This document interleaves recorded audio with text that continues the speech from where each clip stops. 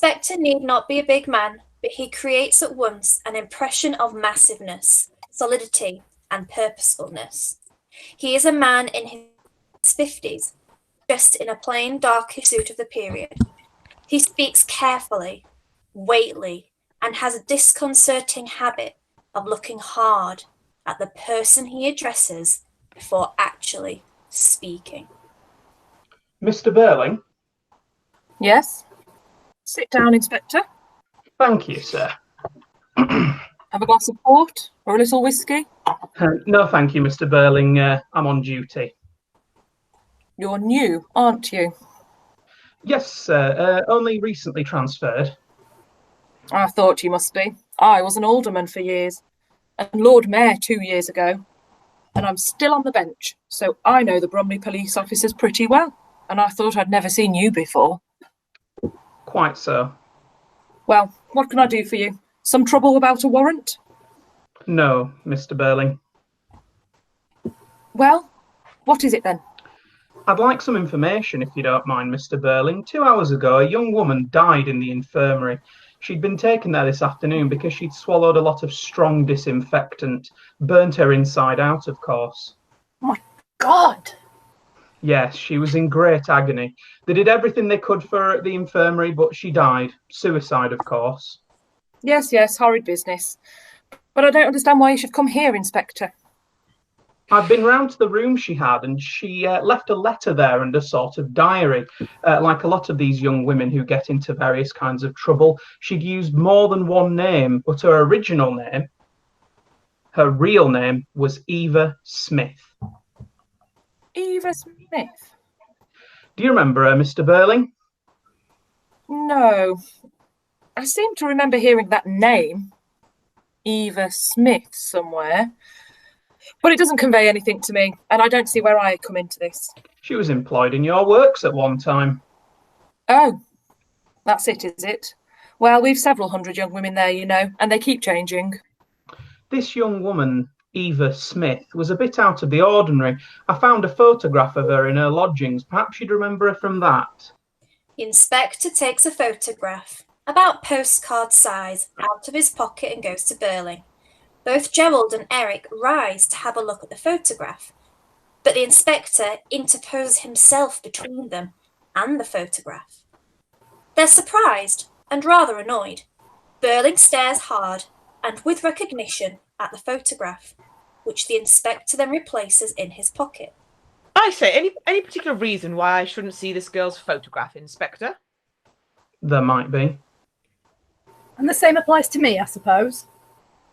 Yes. I can't imagine what it could be. Neither can I. And I must say, I agree with them, Inspector. It's the way I like to work. One person and one line of inquiry at a time. Otherwise, there's a muddle.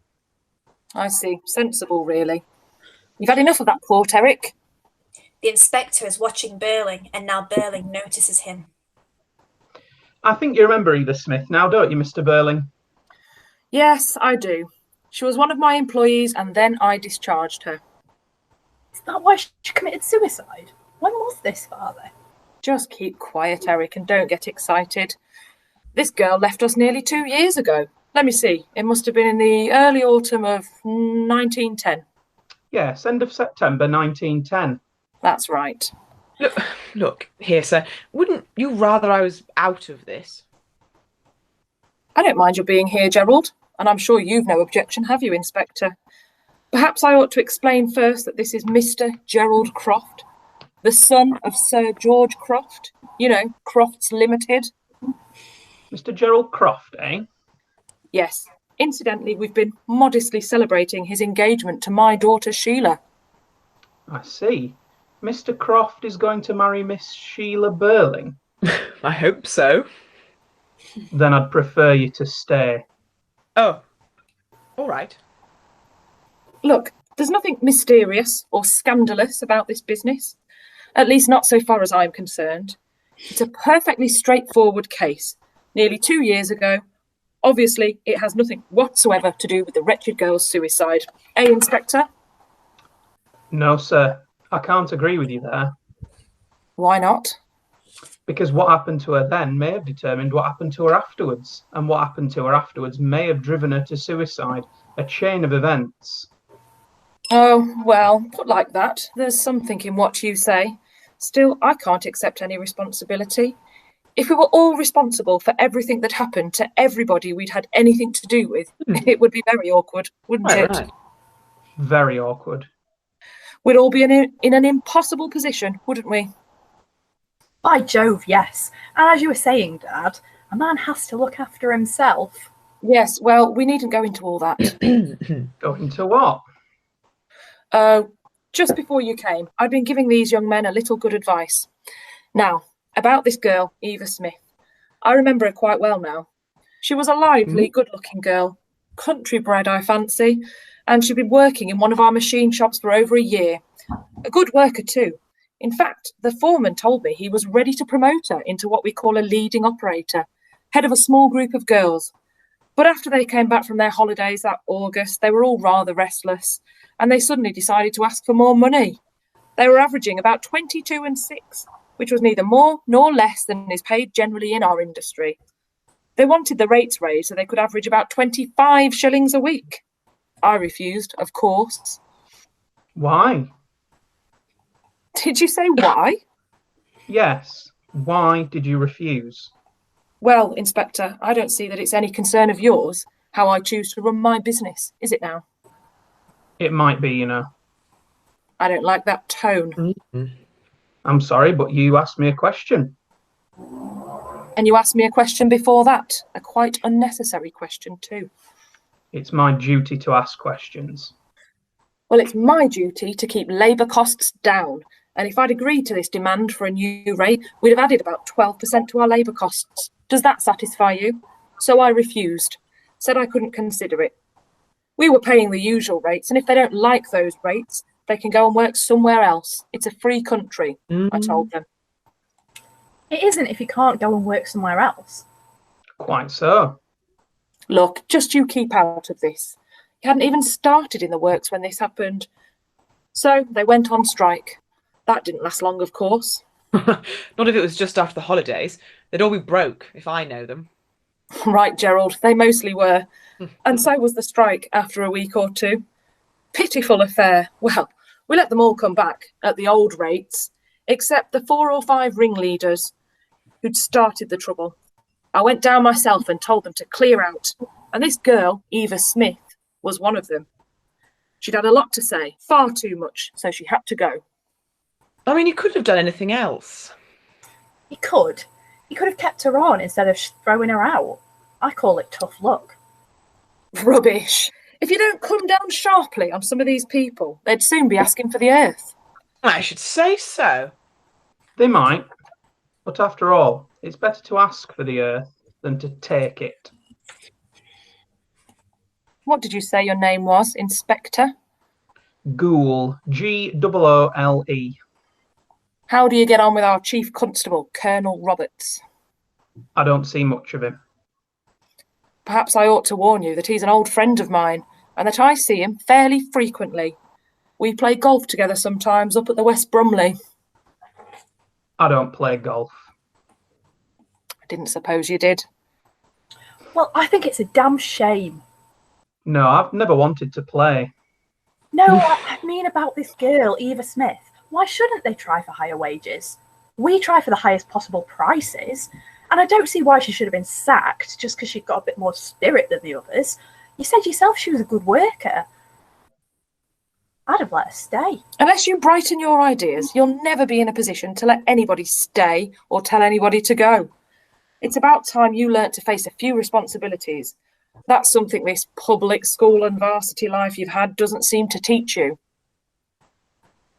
Well, we don't need to tell the inspector all about that, do we? I don't see we need to tell the inspector anything more. In fact, there's nothing I can tell him. I told the girl to clear out and she went. That's the last I heard of her.